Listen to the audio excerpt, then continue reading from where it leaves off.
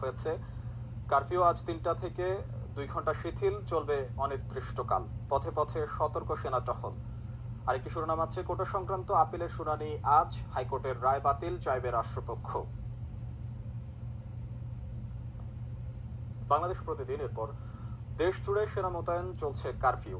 আরও একটি শিরোনাম রয়েছে, আদালতে কোটা নিয়ে রায় আজ, হাইকোর্টের পুরো রায় বাতিল চাইবে অ্যাটর্নি জেনারেল।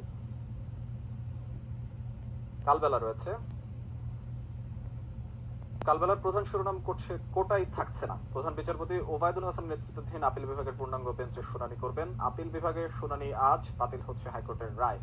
এবং আরো একটি শিরোনাম রয়েছে, কারফিউতেও বিক্ষিপ্ত সংঘর্ষ। দেশ রূপান্তরের যে প্রধান শিরোনামটি করা হয়েছে, কারফিউর মধ্যেও সহিংসতা, সেনাবাহিনী টহল, গুরুত্বপূর্ণ স্থাপনা পাহারা।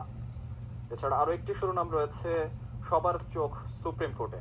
আজকে যে কোটা বিরোধী আন্দোলন রয়েছে তাদের যে শুনানির কথা রয়েছে সকাল 10টায়, সেই প্রসঙ্গে করা হয়েছে আজকের পত্রিকার যে প্রধান শিরোনামটি করা হয়েছে, কারফিউর মধ্যেও সংঘর্ষ, 2 পুলিশ নিহত, আরো 35 জন।